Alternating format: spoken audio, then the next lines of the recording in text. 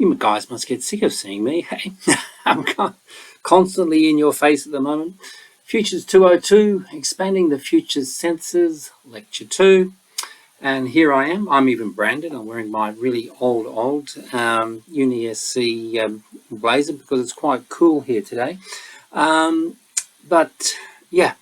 that's a physical sense, feeling the cool air. It's wonderful, but it's also challenging. Because of course I can sit in here and suddenly realize I'm freezing to death because I don't have heaters or anything like that. But anyway, that's beside the point.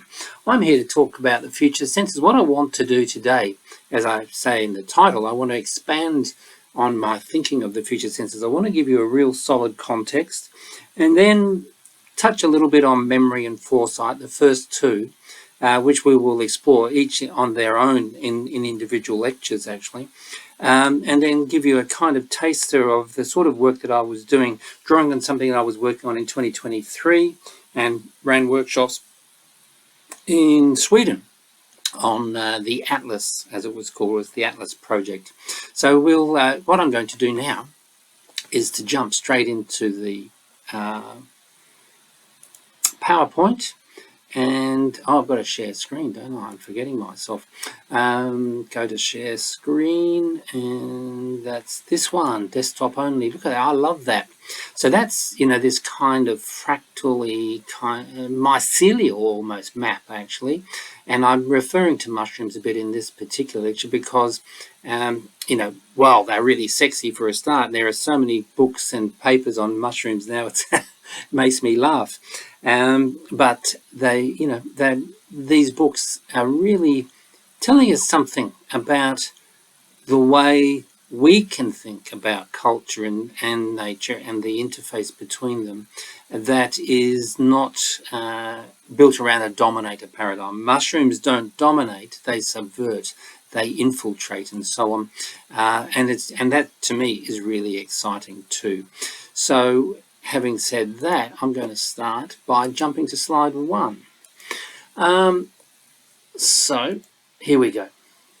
The imagination. I want to talk about the imagination. I bang on about the imagination quite a lot, and it's really because it's so important. How we imagine is important. Imagination is not just a given, it's actually a tool, and we can craft the tool to imagine in certain ways, just like you can shape AI to do certain things, or if you understand algorithms on the computer, you can get the computer to be bringing you interesting stuff that's relevant to your world as opposed to not relevant, and so on. So you can also do the same thing with the imagination. We craft the imagination. Okay, so it's, in my take, it's key to foresight. It takes elements of the past and insights in the present and projects probabilities into the future. This is a creative act. Okay, it's alive to possibility. It's also deeply emotional, so fear and hope are key ingredients to the imagination. Yes, we tend to think of the imagination as some sort of flatland, but it's not. Emotions play a massive part in shaping the way we reason and think, how we validate or justify things. I find it very hard putting myself into the shoes of a Netanyahu, for instance, or a Putin. But if you think about the levels of fear, anxiety, desire to control and manage and so on, they're the ingredients that shape their imagination. So if Putin, good old Netanyahu says he wants to take over and Gaza for a period of time, if not for the long run, you've got to try and imagine what it is he's trying to control. What is it he's trying to achieve there? How is his imagination constructing the problem? Because of course it's a very alien imagination to my own and probably yours, but we still have to understand that his imagination is functioning, it's drawing on historical precedents, and of course deeply informed by fear and the need to control, which is what fear elicits in most people. So imagination is cultural and social, and it's bound by our experiences and also by the available technologies. Those of us who've lived long enough to have gone through a number of what you might call micro-industrial revolutions, when television appeared, or when we moved from LPs to cassettes, and from cassettes to CDs, and then from there to streamed music, where even our CDs are now stashed away in some cupboard if you haven't got rid of them altogether. We can see that those technologies enabled certain ways of interacting, communicating, and thinking. So what I'm saying ultimately is imagination is context bound. It draws on a certain data set, and that's where, of course, where memory comes in. So, and it draws on these data sets to generate new possibilities. But the new possibilities might be the new old, or it can be, quite innovative and transformative. Very much depends on many of the ingredients that I've just touched on. So, why am I talking about the senses? Why do I want to talk about the senses? Well, I'm interested in what Rupert Sheldrake calls the extended mind, and I'll tell you why. So the physical senses help us navigate the world around us. I've already said that, I think, in the previous lecture. But there's a sixth sense, isn't there, if you know anything about the senses, and that's intuition. And this is key to providing guidance. It acts as a sort of broad rudder in life for many people, that you have an intuition about this or that. Now, Sheldrake did some really interesting work in the 80s and 90s. It's been republished about just over a decade ago, and it's in a book called The Sense of Being Stared At. And in that book, he argues for a kind of sensory system over and above the known senses, but a sense just the same. Well, I'm arguing, of course, that there are 5 of these senses. Each plays a role, perhaps, in intuition, but also, they augment what Sheldrake's focusing on as the extended mind. He's saying that our minds can quite often detect when we're being stared at, even if we don't actually know where the person staring at us is, for instance. And he gives multiple very interesting examples in that book. I was quite taken with it when it first came out. I think I was using it before this edition of the book appeared in 2013. I was using it around 2008-9. And he gives examples from war and other situations where the life of a person was actually saved, you might say, because that person realized that somebody was about to shoot them beforehand and that sort of thing. But yeah, so there's an extended mind, and perhaps that's another aspect that's worth looking at. It's the kind of aspect that Sahel Ayatollah is exploring when he's looking at metaphor, myth, and mantra. He's seeking to push it into that sort of opaque, uncertain, ambiguous space of that sixth sense of intuition proper. And I'm not saying that the future senses are intuitional in the same way, but certainly I would say that yearning is at least one thread in that thing. That category. That's the word. I should be more precise, shouldn't I? Anyway, so these senses gather information about the world we inhabit. They make sense of things. And to me, they extend the bodily senses into the cultural domain. And that's really important. I think there are corollaries to sight, sound, touch, smell, taste in the cultural domain. And I'm calling them memory, foresight, voice, optimism, and yearning. And they do inform the way we can read culture. And I think that's very exciting. So the senses are about feeling, right? The cultural feelings we have. And one of those might be the feeling of being watched in the Sheldrake context. So we inhabit an information-rich world. Abundance, okay? What Floridi calls the infosphere. And I think that's rather wonderful. We live in a biosphere, the sphere of life. We live in a technosphere, the sphere of technology. We live in a hydrosphere, the sphere of the water cycle that governs much of the weather and so on the planet. There's the lithosphere, which is the rocky kind of substrate to the planet that we live on, and so on. Each has its own processes at work. The infosphere is something that Floridi is very interested in. He's a philosopher of information, particularly information studies and so on. And he argues that we have a fourth industrial revolution, and that is taking place in the infosphere. Okay, so information takes many forms from the objective. It's out there, our physical senses, but it also is subjective, is accessed through culture. And if we want to go to intuition, you could even say there is a spiritual dimension to it. But I think that spiritual dimension is an area that I keep on sneaking up on, largely through books like my Neo-Humanism book. It touched on this sense for yearning, that yearning calls us into the world.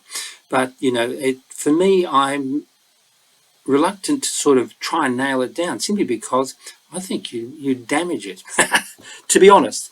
But at the same time, there is that subjective inner sense making, which of course the future senses are all about. From a human perspective, information forms patterns, and we inhabit an information continuum from the physical, external, through to the internal, okay? And that is what, Floridi calls it the infosphere. Marcia Bates, she talks about it in very, I think, lovely terms. It's a great paper, this one. And these papers, when I've got them, they're available to supplement the lecture, of course, if you have time and energy to go and sort of have a look through them. But anyway, Marcia Bates makes this point. In information terms, an information-rich world is one in which there are many variations from pure chaos or entropy. Okay, so you're starting off with that level. So where there are many regularities, differentiations, bunchings, clusterings of matter and energy. I think it's a really interesting way of thinking about this informational rich world. And, a lot of what we are trying to do as futurists, foresight practitioners, cultural transformationists, wherever you sit in the sort of the categories world, is to develop tools and the ability for ourselves, but also for our communities, the communities we serve, to make sense of and navigate this information-rich world. Because with information richness, there are other words like uncertainty, complexity, and so on that arise. And in my mind, much of this is about patterning. Okay, so Harold is another information scientist. He points out that an information-rich world is not the world in itself. Okay, it is the product of human engagement with the world. We, as human beings, create information. The data is out there, physical data of all kinds, and possibly energetic data as well.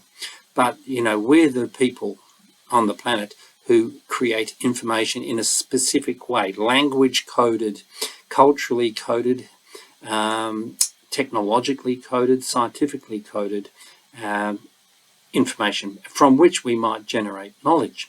Information emerges from relationships with context. You can imagine, and as I sometimes try to do, let's say in Australia here, where I am, Indigenous people apparently showed up on the Australian shores in the north, up near, quite equatorial Australia, about 60,000 years ago, let's say. They showed up on little rafts or canoes or something. They actually had to make an oceanic crossing. Quite extraordinary. And when they get here, this is a new place. And I try to imagine what it might have been like coming across a large reptile, one of those huge megafauna, or a large kangaroo that towered above it must have been terrifying at first, extraordinary. And then how do you go about making sense of the environment, the climate, the physical nature of the world? So many things there that come to my mind as I try to imagine the relationship with context that Harold is talking about here. So there may be order in the universe, let's say the way neutrons and electrons work, the way stars work, and the structures for galaxies and gravity and all the rest. Okay, there may be order there without human perception. However, we do the patterning. We call it gravity or whatever it might be. Recognizing forms, meanings, and even stories as part, that should be, of this sensing. Patterning is narrative in nature, therefore. Everything that we do, and we organize into narrative structures or bundles, interpretive. The narratives might be complete, Goldilocks and the Three Bears, or it might be open-ended and unsure. where it's going, a partial narrative. And that's what, I guess, dark matter or something might be. But you have to think that that theory is a theory, but it's been jumped on by many people to suggest other ways of looking at the world. That means as soon as we get a concept like dark matter, we are forced into generating new narratives to make sense of it. So patterning has effects, the way we structure our world, just as concepts do. So I've got that paper, that's a deliberate reference there to concepts and effects, which I say go and have a look at these two papers, which I will put up for you in the accompanying folder. So what happens in the infosphere? If it's all about context and relationship, then it's all about encounter as well, isn't it? So the infosphere is a place of encounter. And from Anna Singh, who wrote that awesome book, The Mushroom at the End of the World, and she makes this point quite early on in the book. She says, look, when we are all contaminated by our encounters, every time we encounter some new idea or a new person or a new culture or a new technology, okay, they change who we are as we make way for others. As contamination changes world-making projects, mutual worlds, that's the world that you and I and the kangaroo and the bacteria share, new directions may emerge. Everyone carries a history of contamination. Purity is not an option, and that's why I've got this truly awesome image of the creation of God. Afro-Cuban artist, Harmonia Rosales, she's reconfigured Michelangelo's The Creation of Adam. A black woman creating a black god / goddess, however we want to gender that term. But to me, this is about encounter, and it's about hacking, and it's about mutation. The very famous image that's been, often you can see those two hands coming together, the fingers about to touch, and one of them is quite clearly a robotic, a technological hand, not a human hand, a hand of circuits and metal. Here we've got two black hands, and gender has been inverted as well. I love it. So it's a great example of the hack, you know, and yeah, long live the hack, as we would say. So what have I covered here? So there's a futures continuum. I think I've used this image with you before. It's the famous and quite old DICWA, which sounds ridiculous, data, information, knowledge, and wisdom pyramid. So the world out there and the world in here, culture and nature, is a world of data. We draw patterns from the data and generate information. If we start using the information to do things, that's when we've got knowledge. And if we live long enough and get to and develop certain critical reflexive tools, we might even achieve wisdom. So futures feeling senses across these layers, okay? It makes sense across those layers, the futures feeling. Where does memory sit? Well, memory is sitting with information, looking at the data of the past and the present, personal and, you know, cultural, historical, epochal information all around us. And maybe some of that becomes knowledge, which we might apply in the foresight condition context. As we apply it, we are exercising agency or voice. If we find that we can exercise more agency and voice, we get optimistic, hopeful, and what's pulling us to actually even try to move from where we are to where we could possibly be, well, that's yearning. That's the fuel in the tank, you might say, of human sociality. So, where do we go? Well, the next part of this lecture, I want to touch on the future senses again and to look at some of the ways that we can think about them. I'm not going to cover them all because, as I said, we're going to have a lecture pretty much dedicated to each one of those senses over the next 5 weeks after this one. But I'm going to touch on the slide that I used last week. Looks different because I just hit a different formatting. But, you know, memory is cultural and personal data set. It's the story as given. Foresight is the story as emergent possibility. Voice is the story as action. What are we doing? How are the effects of the the data and the information that we have, what kind of effects do they have? So that's voice, optimism. Once we realise that there are, should I say, alternatives, or we can anticipate otherwise, we've got a story as possibility. And finally, of course, we have the future's pheromone. What's calling us? That sense of unrequited love. There's a restlessness in the human spirit that calls us into the world, into action. And of course, it's all about love. That fantastic sense that that we are or can be in love with the world. And that has its own effects. It has effects on how we think about relationship and how we enter into and engage with the world we inhabit. So moving on then, let's say a few things about stories. I want to touch on, first of all, a reflection from Jacques Derrida, and I want to look at it. Memory is a gift. Memory is a gift. Later on, I also say memory can be a curse. But, as a gift, I want to challenge the idea of that a gift is clean. Here you go. Have this. And I give you a box of chocolates. Am I expecting something from that gift or not? Or is it purely generous? Well, let's see what Derrida says. From the moment the gift would appear as a gift, as such, and that as what it is in that box of chocolates, in its phenomenon, the box of chocolates, its sense and its essence, the box of chocolates, it would be engaged in a symbolic, sacrificial, or economic structure. There's something about gifting that is transactional, that's what he's saying, that would annul the gift in the ritual circle of the debt. A gift that creates a debt in the receiver, the recipient of the gift. The simple intention to give, insofar as it carries the intentional meaning of the gift, suffices to make a return payment to oneself. We can think of moments when someone's given us something, but we felt that there were strings attached, that feeling, that sense of strings attached. Well, what does memory do? Well, memory is a gift. We can remember certain things, but often there are strings attached to that memory. There are certain cultural priorities, certain privilegings of power, and so on. So I want to suggest that memory is not clean. I have, and I will be saying next week when we do more in depth on memory, that memory is something we curate. We constantly revisit it.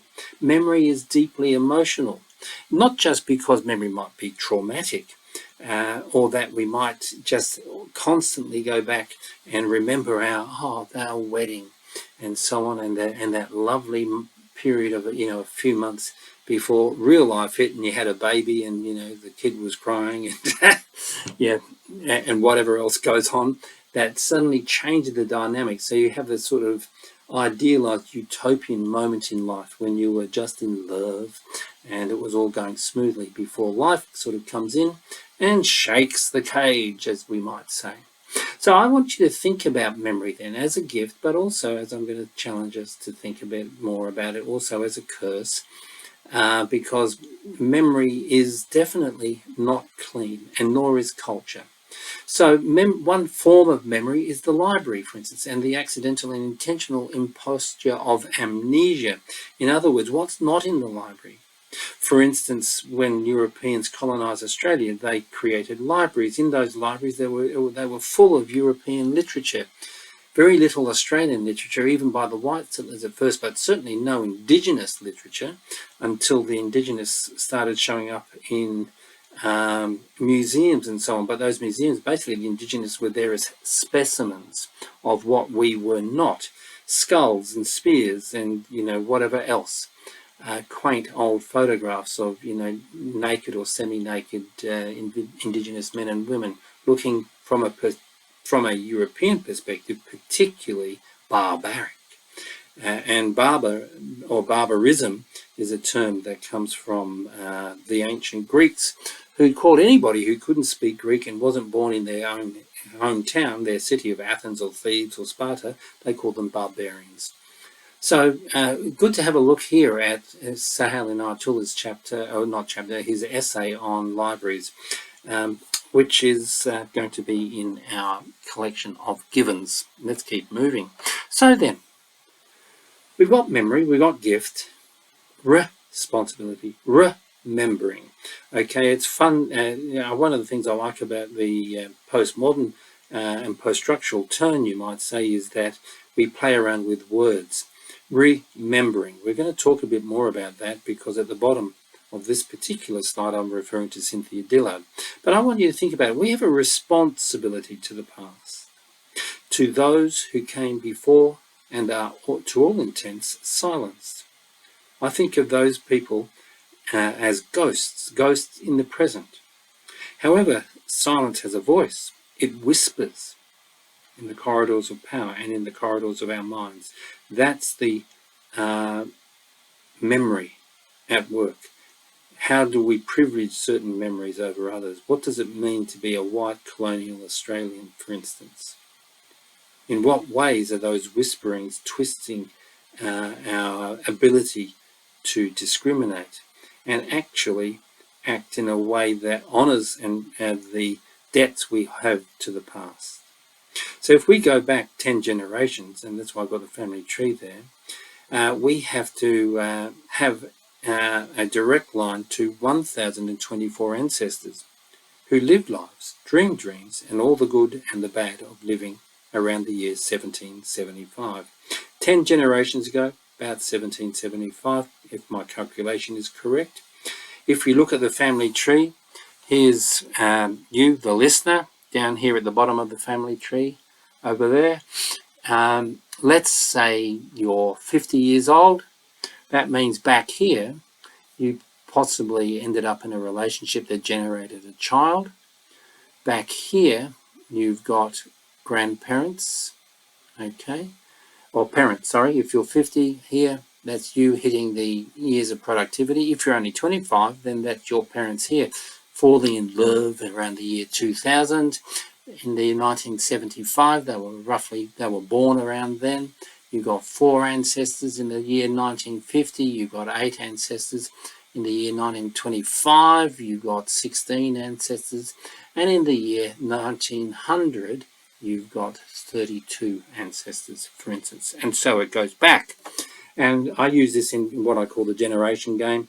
And it generates lots of conversation and reflection from people who do that, take that little tour into their past. And of course, if you turn it on its head and you go into the future, 10 generations in the future, it's about 250 years from now, if we are what would be called genetically successful, we will be one of 1,024 ancestors for whoever's living then.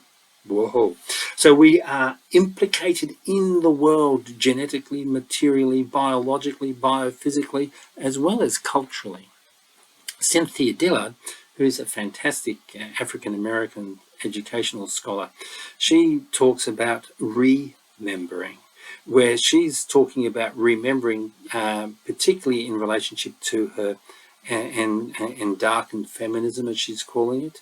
It's a brand of feminism that rejects the sort of kind of white feminists of her colleagues, you might say, in the academy and beyond, and says, look, there's a specific kind of endarkened feminism which is deeply engaged in remembering who we are, particularly if you are an African-American woman, for instance, but you can also be an African woman in any other part of the world. For instance, I've got a number of good friends who are African Swedes, for instance, been in Sweden for a generation or so, and they are both Swedish as well as African in the way they experience their realities. Mina Salami, who I do not know, but she's written that a wonderful book on what's it called? It's on census. It's on the census. The name's gone out of my head. I wasn't actually planning on touching on that, but yes, she's a Nigerian Swede, talking about that she discovered she was black only when she was in Sweden. In Africa, being black doesn't mean anything. It's just who you are, and everybody is, type thing. Okay, so let's keep moving. But now I think this is really important to understand, that memory is a form of responsibility. Historians talk about memory. Michael Bell, for instance, who is an historian, who was writing 25 or so years ago, he wrote this fabulous book, The Ghosts of Play, not book, a fabulous essay, which I'm going to make available to you. He says, look, ghosts help constitute the specificity of a historical site, like this Greek site here, of the places where we feel we belong and places where we do not belong, of the boundaries of possession by which we assign ownership and nativeness. Ghosts of the living and the dead alike, of both individual and collective spirits, of both other selves, that means our multiple selves, and our own selves, haunt the places of our lives. Places are, in a word, personed, even when there is no one there.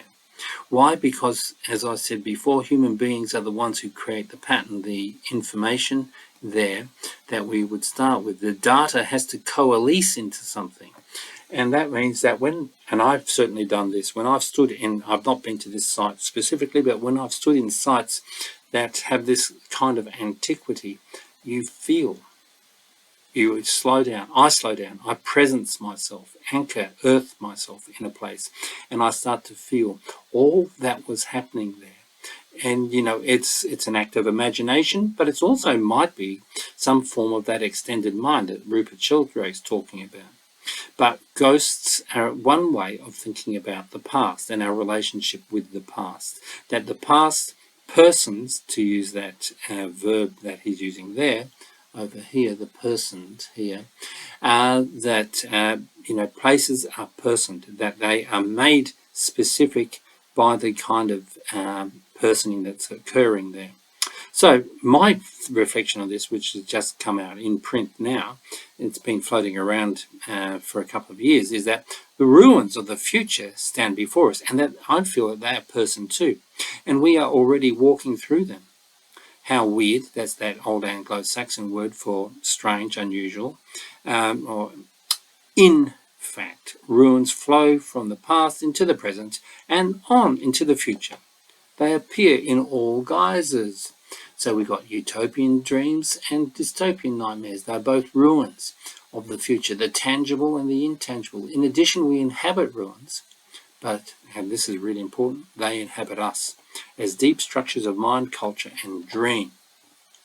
So when we're doing particularly the early work on memory and foresight of those in the first two future senses, that's where we're exploring very much the way those ruins shape and hold our awareness and attention. So foresight then is story as emergent possibility, right? That's the second future sense.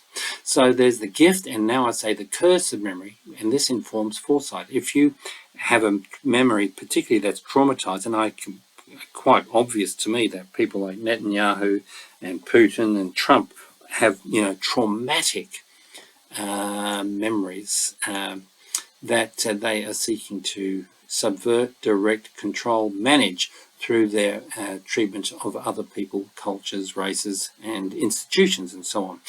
Yeah, we can see that. I can see this at work. Memory is the data set from which foresight turns. I've said that multiple times, and you're probably getting fed up with me. Sorry. But yet, memory is modeled. It's distorted. It's contested.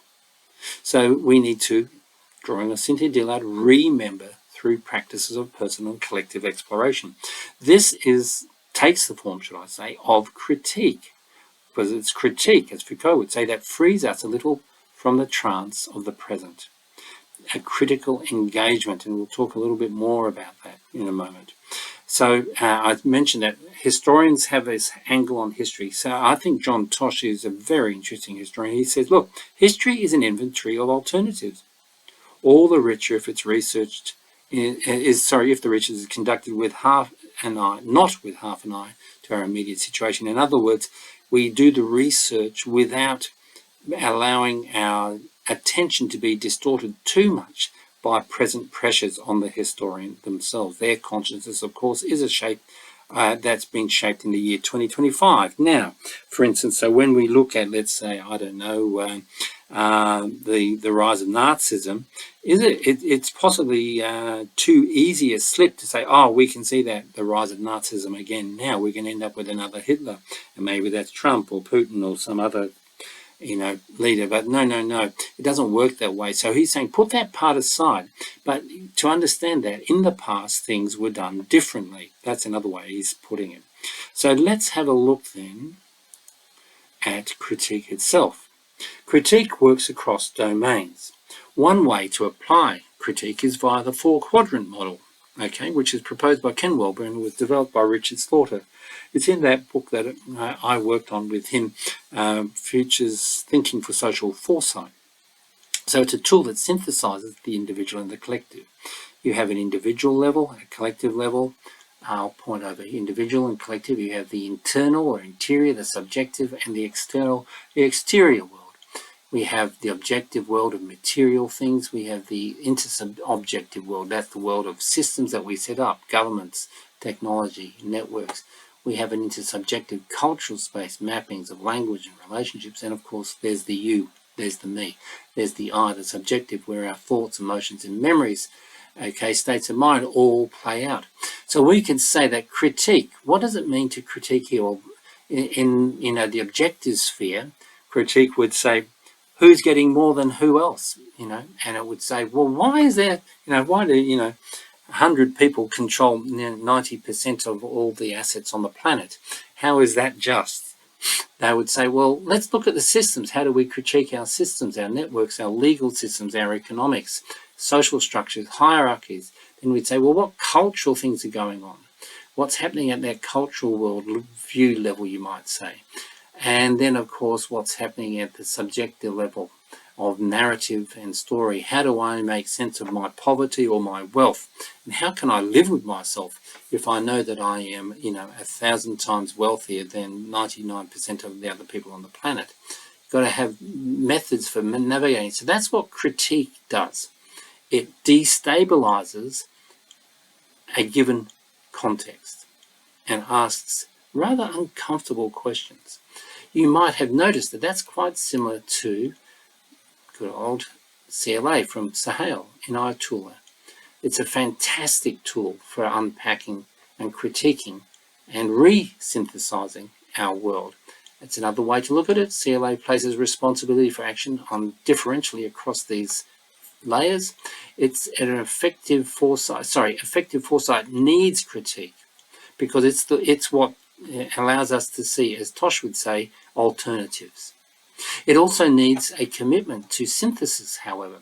You go down into the society, into the causal, into the myth metaphor, and then you come back up to say, how might it be different? If we have a different myth metaphor, always it's sitting there somewhere in the cultural database that we can turn to other forms of archetype and sign and image. How do we rebuild it? So it also needs a commitment to this synthesis, which I've just touched on, and as Rob Hopkins would say, and this is the title of his book, we need to move from what is to what. Oh, that's interesting. If, miss the H. So yeah, we need to move from what is to what if. In other words, critique opens up and invites us to generate new images. So then, heading towards the final part of this lecture, I want to touch on two other things. I want to time travel back to 1962 with one of my heroic thinkers is Loren Eiseley, who wrote this book, Francis Bacon and the Modern Dilemma. It's got different titles. Another edition came out just before Eiseley died, actually, called The Man Who Saw Through Time. Anyway, Loren Eiseley, he has a look at Francis Bacon, and he basically says, look, this guy, back at the end of the 16th and into the early 17th century, invented the future. And this is how he approaches it.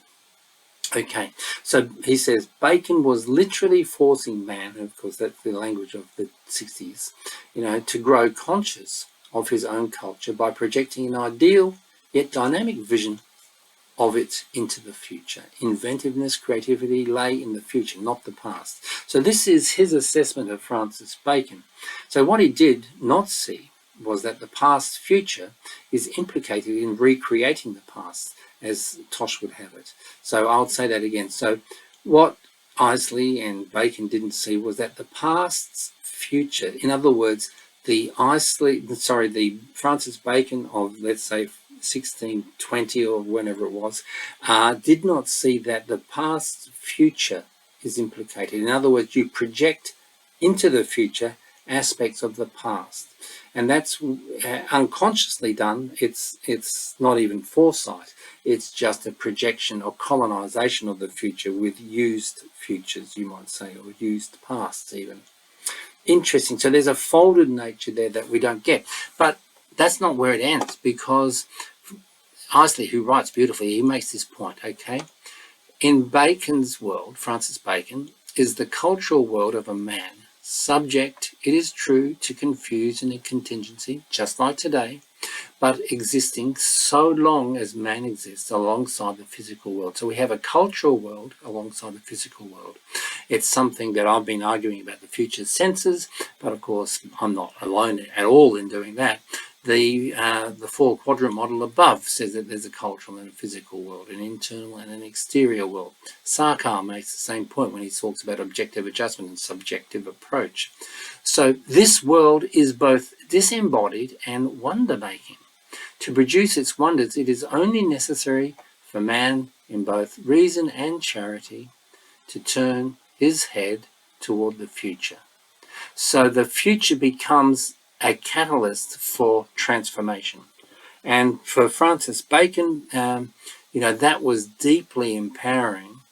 But in the Baconian world, in the world that followed, it was about managing that external world through utilizing technologies such as science to control the world around us. So it ultimately created a new cage.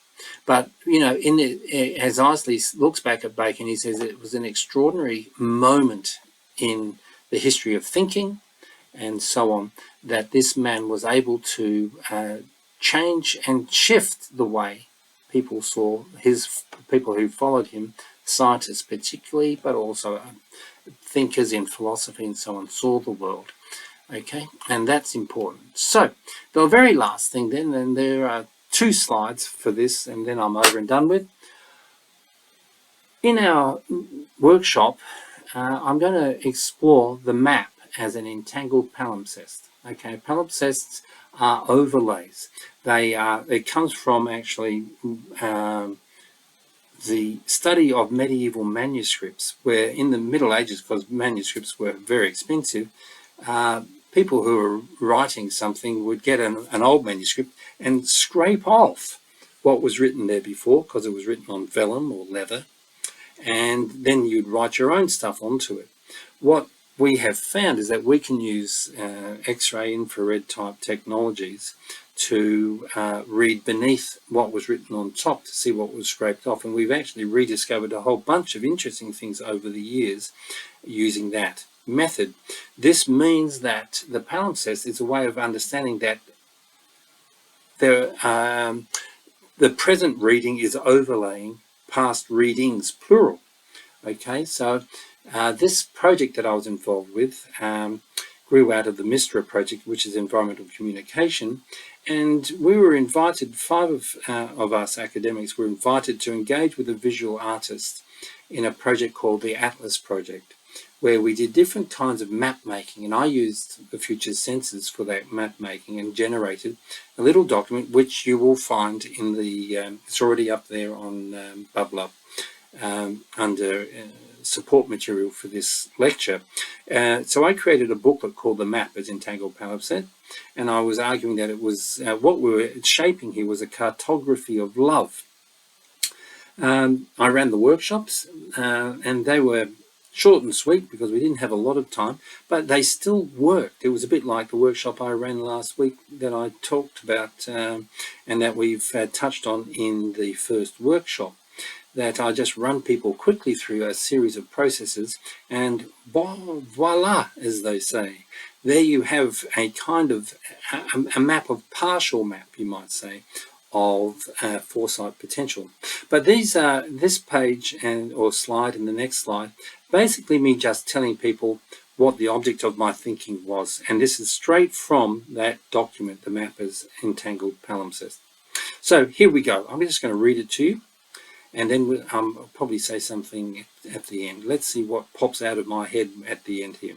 So this is a poetic thought experiment, I say, from a being in and beyond time. In other words, we are temporal beings, but we also have part of us, and this is my yearning thinking, beyond time.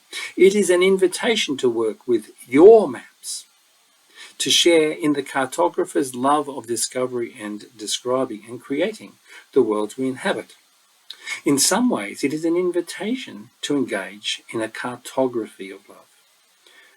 Here we explore 5 mapping approaches in order to create a palimpsest. First, a note from me though.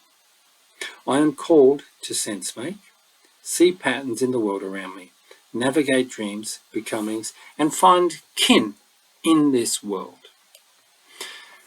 I have been given senses to do this. There are the physical senses. And here we go. There are the cultural senses. My future senses orient me to the futures before us and the past behind. They help me locate them, those senses, in my present, the past, and our shared presence. My future senses move me beyond palliative care for a dying present. They free me from the need to perform triage or CPR on our ailing civilization. I am an overflow of mappings, scratchings on the cave walls of consciousness. I inhabit a palimpsest of becomings. I live my questions without the need for answers. I enjoy the mysteries and the ponderings. And on the side there, the image is one of from a 16,000 year old cave in Australia, where indigenous people rub their fingers through the soft limestone, almost clay-like substance, and left these fabulous markings. That's what I'm referring to in this last statement. But to be an overflow of mappings, in other words, everything is partial, everything is contextual, and from moment to moment, our future senses are adjusting, calibrating, you might say, to our contexts. And really, that's what interests me. And if we can help others get the sense that constantly they're in negotiation with the world around us, our world of meanings and meaning making. We ascribe meanings to things, but then we can reinscribe. And over again we do this. And that's what culture is. Culture in itself is a palimpsest of rich reinscriptions. That's where I would like to end. I hope this has not completely lost you, that you can sort of follow along and get excited and start thinking about your own maps and how memory, your memories, your emotions, and as you curate those memories are at work, how this informs your foresight, your calling into the world. Maybe it's for your children and grandchildren. Maybe it's for the person next door who's deeply impoverished or, suffering deep alienation, whatever it might be. Wherever you put your heart and your heart's work, that's where to go, because that's, of course, where the future's pheromones are strongest, calling you into action. We have a list of the papers that I drew on, the references that I drew on there. Okay, and we can say goodbye to that. I'll put it up, of course. The PowerPoint will be there. There will be there are links in the PowerPoint, not so many this time. But work your way through the PowerPoint. Use it as sort of a set of notes, you might say. These are my palm cards, and I talk to them, as you know I do. It's my style of lecturing. Have a look at the Mapper's Palimpsest. There's a PDF version of it. I should put up the Word version because I don't think that's there yet. And on the Word version, of course, it's actually in order, whereas the PDF has been set up so that it can be printed and then bound into an A5 little booklet. So and it's not necessarily so helpful. But run through them. We will work through that workbook on Saturday and Tuesday when we meet next week. And I look forward to seeing you then. Have a great week in the meantime. Bye-bye.